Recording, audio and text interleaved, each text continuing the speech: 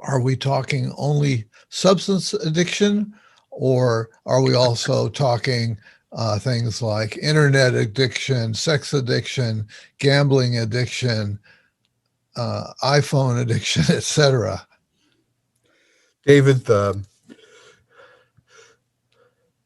as this all unfolded for me, as I looked at the research, and one of the people I got in touch with to help mentor me through this was Bruce Alexander in Canada. Okay. He has a book called Globalization of Addiction, Mm. which really opened my eyes. So what I really talk about with people is addiction to substances is an important piece of the puzzle, but that's really a solution to a problem. Addiction isn't the problem, it's the solution. And what problem is it a solution of? It's a solution to attachment difficulties. Uh-huh.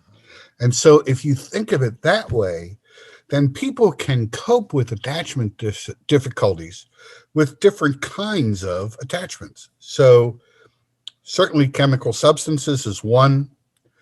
We know now that gambling, gaming, internet addiction is another. We've known for a while, although not officially, that sex addiction was a real addiction. So what I talk about is behavioral addictions, substance addictions, and then the third category that I talk about is what I call disordered attachments. So that people can become addicted to power, to celebrity, to wealth.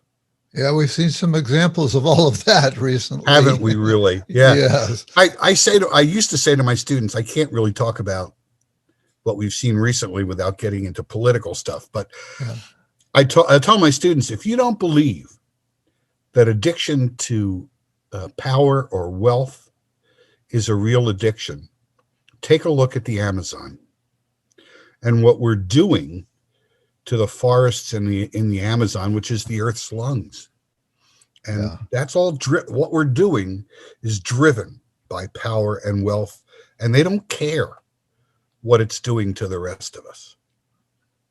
Yeah, it's all a short-term focus for people who.